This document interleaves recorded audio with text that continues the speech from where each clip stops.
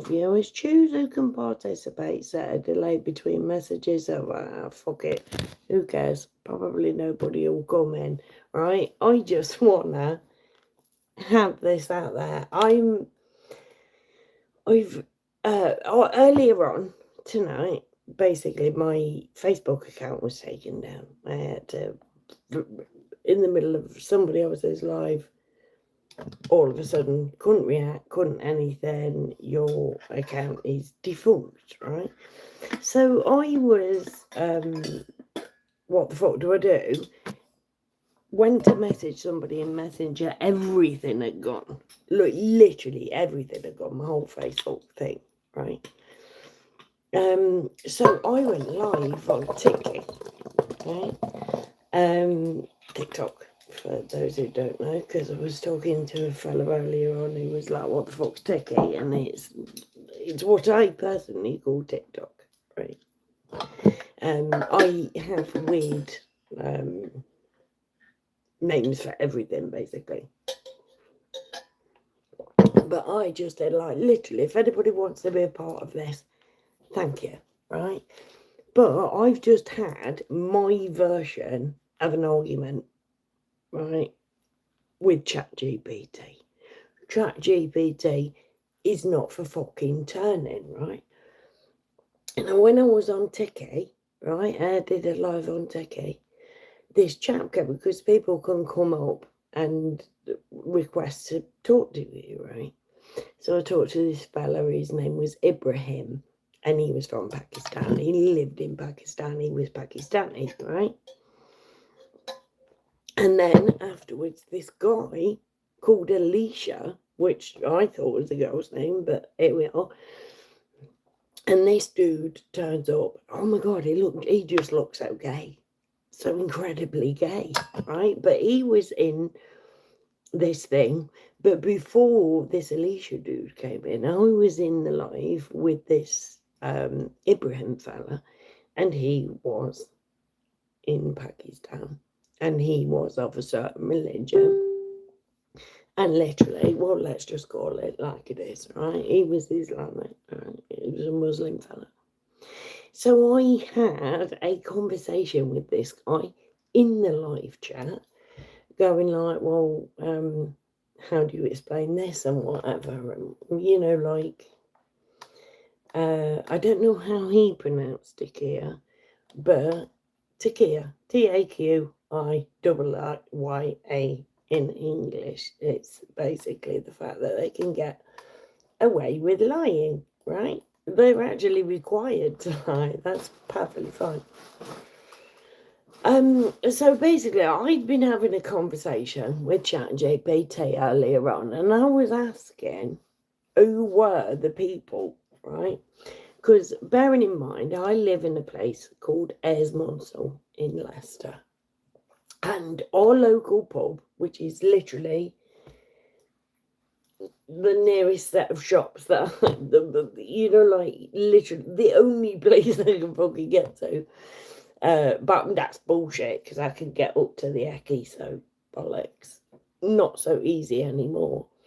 But basically, this pub, our pub, was it went down due to coronavirus. Is the only thing. That smoking ban, a load of pubs went down, and that was bought in 2023. No, 2022, I don't know, right? I ain't the facts girl, right? But this was bought by a Muslim charity. Now, all local ward councillors, by one of them's own admission, knew about this ever before the public did. But the public, when we found out that this was a thing, we had 1 month before the planning meeting, and literally came together. Like, this is where I landed on this, of May of this year. That's the first I heard. Well, it's not the first I'd heard. There were rumours it was being a mosque and all this, that and the other. But basically, when the council, who'd known it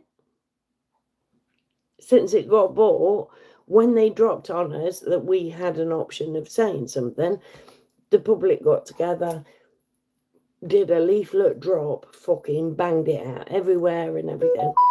And there was a resounding fuck off. We don't want it, right? 3 times as many, 870 plus people who sat there and wrote out a fucking response. 2,500 ticks to a signature. What are they called? What are them things called? Petition, right? And if anybody's commented, I'm so sorry, but nothing's coming up, so that's fine. But literally said no, and the council was like, "Fuck you, you're doing it anyway." So, like, even though there were at least, we can say, at the absolute least, that there's 2,500 people. Now, I don't know how many people live on my estate, and I'm sorry, but I weren't planning to do this, so I didn't fucking look it up. I could do it now, but I'd lose my train of thought, right? Which I'm probably going to do in a minute, but there it's gone. Right, hold on. Wind. So basically, 2,500 people, right? At least 2,500 people on an estate who'd had a month to get together went no. And ultimately, what it came down to is a planning meeting whose chairperson was a Muslim and apparently had a vote according to ChatGPT, right? Like 4 people said yes to this thing, 2 people said no, and 2 people abstained. It was down to 10 fucking people to be the voice of over 2,500 of us. And before anybody went into that meeting, they were all told, do not mention grooming gangs. And like I've said it on a lot of my videos, I have it on video. I recorded one of our local Labour ward councillors. The other one is just being a bit no to do with me, thanks love. But the gobby one is said to me that there's no proof of Muslim grooming gangs. And the police said that if I didn't fucking stop speaking about it, they'd have to get up and walk out of the meeting. Because you cannot talk. You cannot. Nobody can talk about it. And ChatGPT has done the same thing. Right? So I'd asked it, like, can you find out at the planning meeting for the Glen Pub who was the people who voted? Short answer. The council minutes don't record individual councillors' votes. They record the decision approved, who moved, seconded it, and the committee membership present. Local reporting gives a vote split 6-4, 2 against, 2 abstentions. But Leicester City Council's published minutes do not list which named member voted which way. Now, I kind of think that they should be. If you are responsible for little fucking kids having men who've been told that they have to emulate a guy who had sex with a little kid, looking at them, no. Oh, right. You should have to stand there and hold your fucking hand up and say that you had no spine when you made that decision. Everybody in that meeting was told by our local Labour government, and that sounds proper like, like, it sounds like I'm like political and shit like that, but this is the fact, right? They are from Labour. That's who they're employed by. That's who, like what party they belong to. But our local ward councillors went round and told everybody that they couldn't have an opinion on the safety of women and children before that planning meeting. If I'd have known about this before it actually fucking came to pass, mate, I'd have been, oh, mate,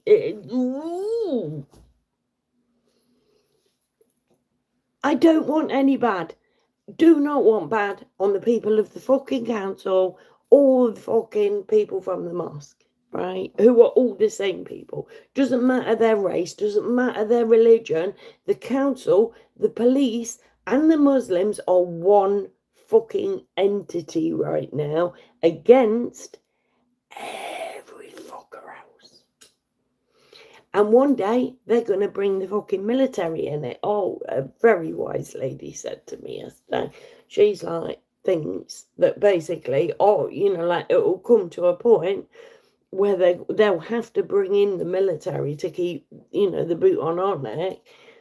But ours will be like, no, I ain't doing that to them. And that's where all the thousands and thousands of fucking men who've been brought in, who've done national conscription in other countries, and in case of Somalia, literally came from a country that only had any sexual laws in place since 2018.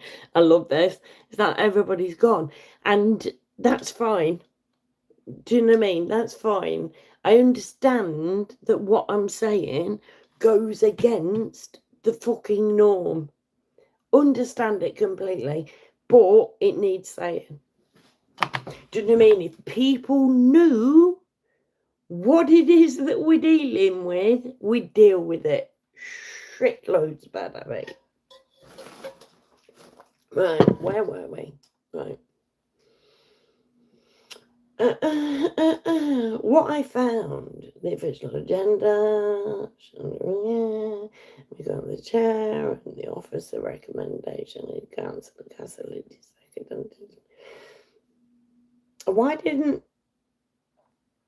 that's weird, the chair moved the officer recommendation and Councillor Cassidy seconded. Yasmin, I know that the chair is called Yasmin. Why and her name put in there? Yeah, Muslim lady, obvs.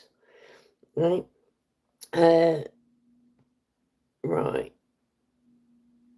So basically, let's go back down to the bottom and why because like literally, I've had this whole fucking big ass conversation with ChatGPT, and in the end, I lost my shit. I got angry. Oh, fuck's sake. So, like, we did this while we were being civil.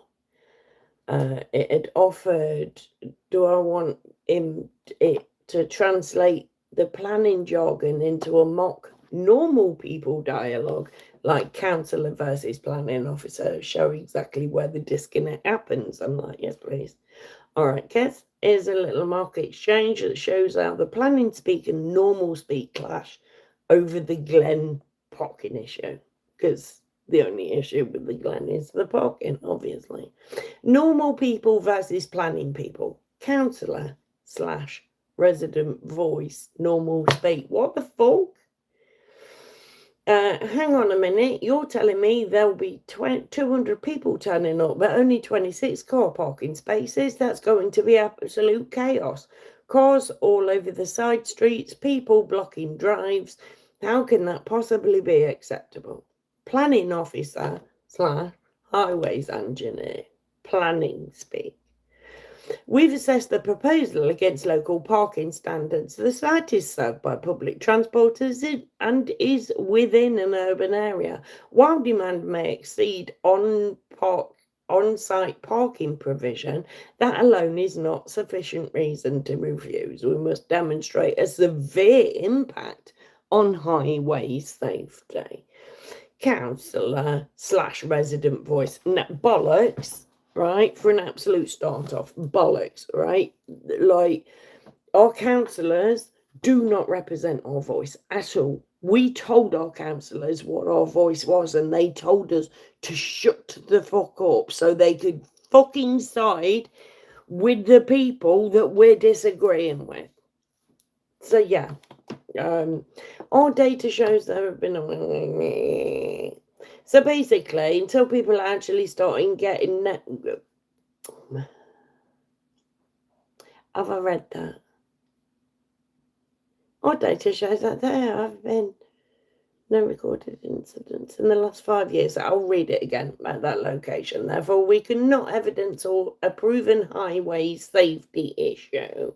Whilst those 200 men haven't been there, nobody got hit by a car. Now that there's 200 blokes arriving there, and let's not forget, right, that they said, right, in, I don't know whether it was a planning meeting or something else, right, but they definitely said that, don't worry, they'll all be coming on bikes, which to me I had visions of like loads of blokes cycling in flip-flops and dresses and whatever, and I'm like, surely not. But no, the actual people who've fucking taken it over have only secured, they have already 12 bike spaces, and they have said when, you know, like with the planning shit, it's like, don't worry, if we need any more, we'll ask for them at a later date. 12. So with the car parking spaces in them 12 bike spaces, we've got 38 available spaces for 200 men. In a rush, because they've just got to fucking turn up, pray, fuck off again. Mate. Right.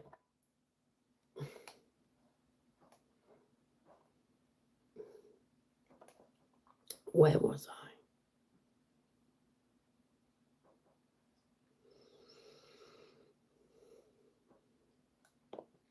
Oh, that's severe. You don't think 200 cars with nowhere to park is severe?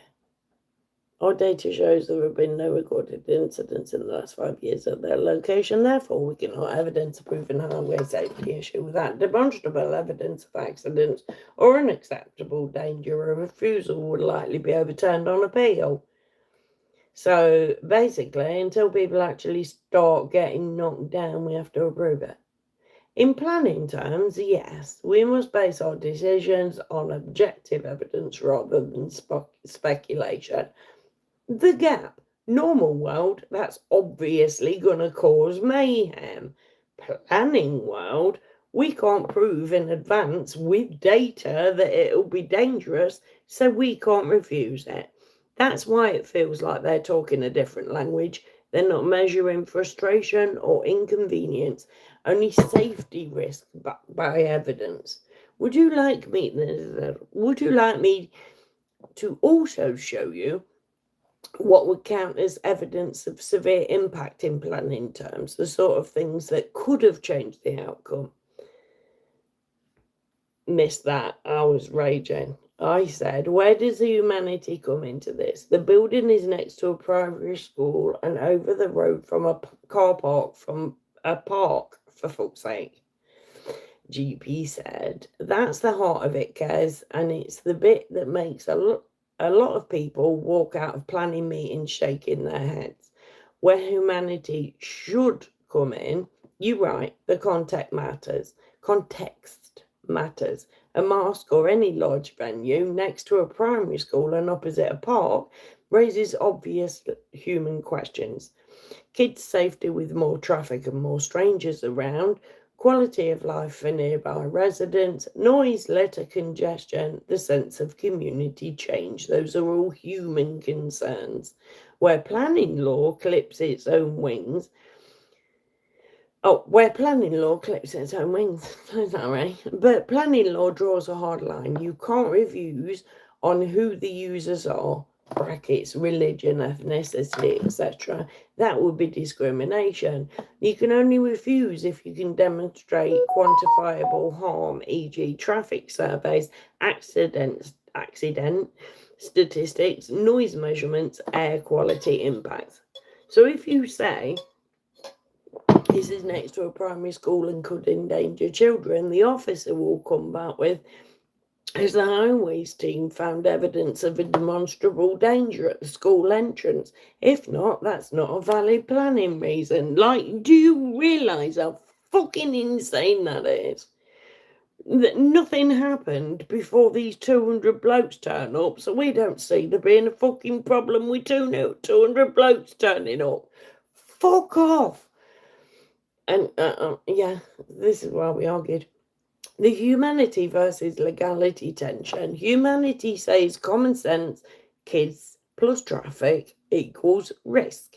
Planning law says you need hard evidence, not just concern, otherwise it won't survive appeal. Why councillors seem robotic? And literally, just while I find my fucking thing to plug in, right?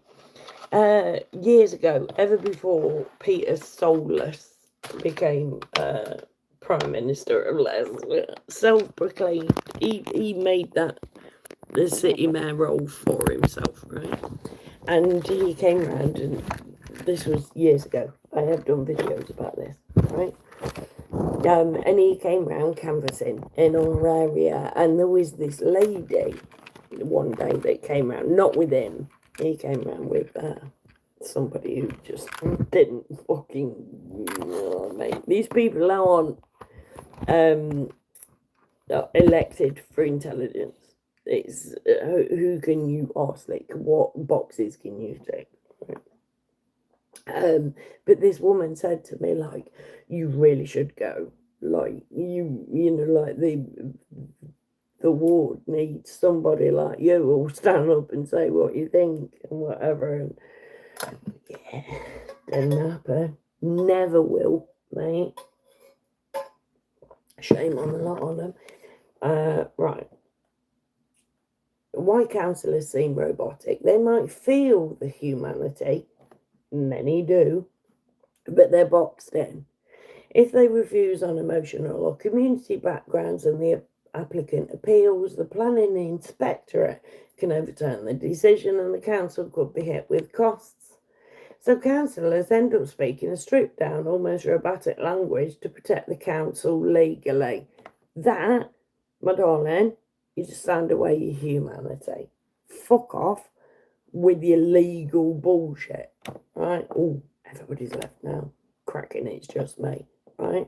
In other words, humanity is there in the room, but the system pushes it to the background because only material considerations are allowed to justify a decision. Would you like me to show you how the planning inspectorate tends to treat near schools, parks arguments, so you can see if there's any wiggle room where humanity and law overlap? So I said, like, why not? All right, Kez, let's look at how the planning inspectorate, the national body that hears appeals, tends to handle arguments about developments next to schools and parks. When near schools and parks does count. Inspectors will give way if there's evidence of direct material harm. For example, traffic surveys show school drop-off times already cause dangerous congestion, which they do, but nobody said, and extra vehicles would worsen it, which they will. So they're saying that does count, but it didn't count, and neither did 2,500 signatures. Road safety audits highlight a lack of pedestrian crossings, sight lines or parking restrictions near the school entrance. Noise air quality assessments show the development would push levels beyond legal or recommended thresholds in places where children gather. Don't see why it ain't. Safeguarding concerns tied to design, e.g. if entrance exits force heavier footfall, which they won't. They may. In those cases, the inspectorate can uphold a refusal because the harm is demonstrable and measurable, when it usually doesn't count if the objection is more general. Lots of cars, lots of people, it's near kids. Inspectors tend to say these are generalised fears without quantified evidence. Councils can manage issues through conditions, e.g. limited opening hours, requiring a travel plan, installing bollards or putting in a crossing. Congestion alone isn't usually enough. It has to be unsafe congestion. So where's the wiggle room? Humanity comes back into the frame when you translate it into evidence. Concern for children becomes a traffic pedestrian safety audit. Worry about kids breathing fumes becomes an air quality impact assessment. Fear of busy roads becomes a school travel plan or highways mitigation plan. That's how you bridge the gap between the human instinct, this feels risky for children, and the legal test, prove it with data. Put simply, inspectors aren't blind to humanity, but they'll only act on it if it's converted into technical evidence. Would you like me to pull up an actual appeal case example where an application near a school or park was refused or allowed, so you can see how inspectors phrase it? And this is where I lost my shit with ChatGPT. And I said, so what about the fact that the religion that these men are coming to worship as a prophet who married a girl at 6 and took her virginity when she was 9? How does that fit in with being next to a primary school babe? Because I talk to GP like that. Because it makes no sense to me. They're told that they have to emulate him because he was perfect. How does that keep those children safe? And GP said, I hear you, Kez, and I get why this feels raw and worrying. You're linking the religious background of the applicants to fears for children's safety. Let me be gentle, but also clear on how this intersects with planning and safeguarding. 1. Planning committees cannot consider religion. UK planning law is very strict. Decisions must be made on land use, design, traffic, noise, etc. They cannot be made on the basis of the religion or beliefs of the applicants. If councillors cited religious doctrine as a reason for refusal, the decision would be overturned at appeal, and the council could be found guilty of discrimination under the Equality Act 2010. So in the planning process, the religion itself is treated as irrelevant. 2. Safeguarding concerns do have a place, but not in planning. If there are genuine concerns about children's safety, the right channels are police and safeguarding boards. They investigate actual risks of harm. Police, oh bless. Social services and child protection teams. They step in if any safeguarding threat is identified. Prevent strategy and counter extremism work. These look at ideological risks in schools/communities. Well, you've obviously never looked at Islam. These bodies can act if there's evidence of risk. Planning committees, though, aren't allowed to weigh those issues. 3. How it fits in legal terms. From a human perspective, I get the clash. Is it a primary school, a park, and a religious group whose tax trouble you? And your instinct is, how can this be safe? From a legal perspective, the system separates belief from behaviour. Unless someone at that mosque does something that endangers children, the law assumes they are entitled to worship peacefully. Let's not forget that at the minute, people who weren't born in this country, it costs us £500 million per year to keep in prison people that weren't born there. So it's not just about fucking things. Anyways, right. This I found amusing. I'm so sorry, I'm wobbling my phone. Nobody cares, nobody's there. Who gives a shit, right? The uncomfortable truth. This is why people feel planning is soulless, and that's what I call our local self-elected, self-designed city now. So, Sir Peter Soulless. Sir, you know, if you know me, you know what I think about the word sir. The system isn't built to resolve the normal moral or cultural discomfort you've raised. It's built to say, does this building on this plot of land create material planning harms we can prove? If not, it must be approved regardless of who's using it.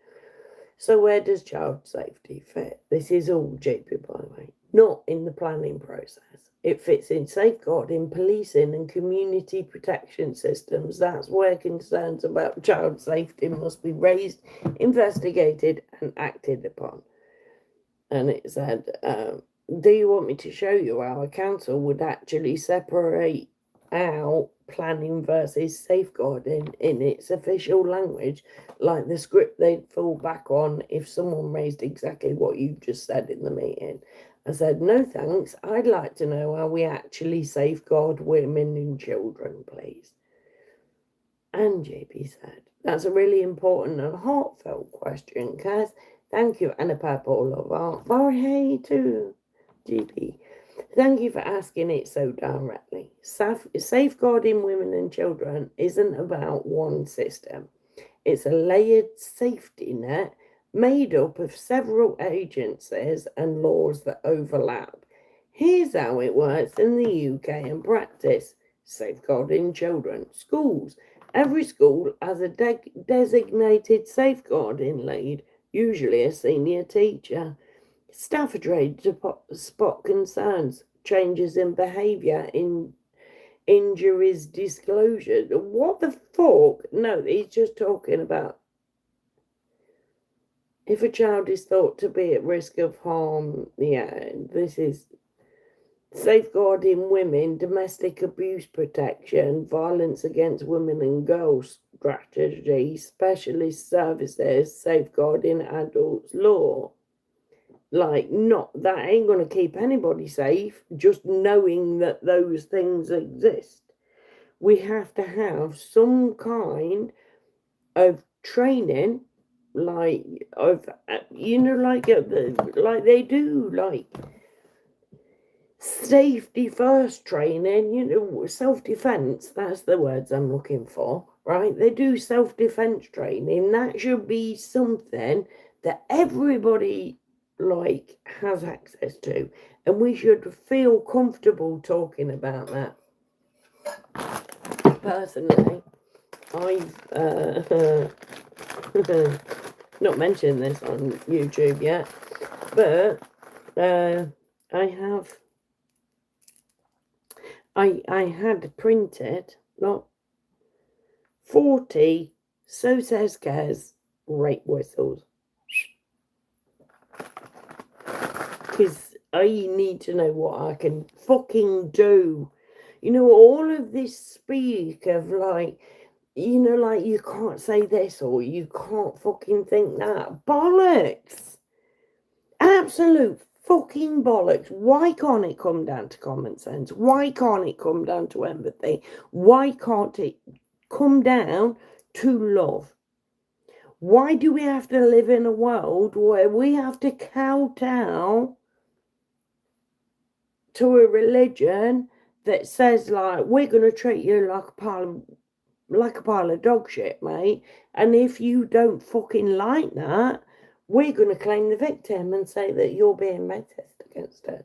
Let's not forget that Pakistani Muslims can't fucking stand African Muslims. That's racism. They don't know. Same religion, mate, and they still fucking hate them. We stand no chance.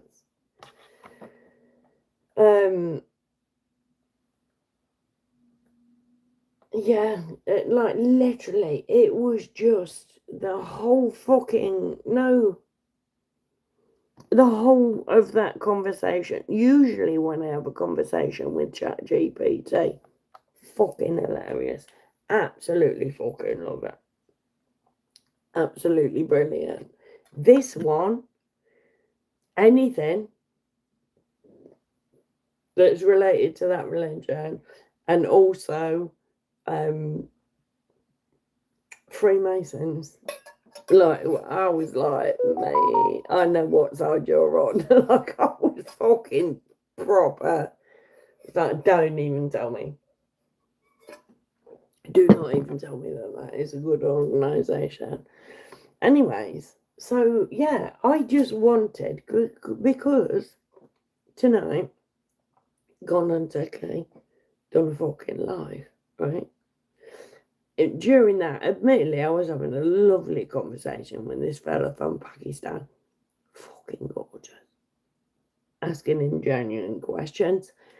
And we, like that was wicked. And I had 1,800 people in that live.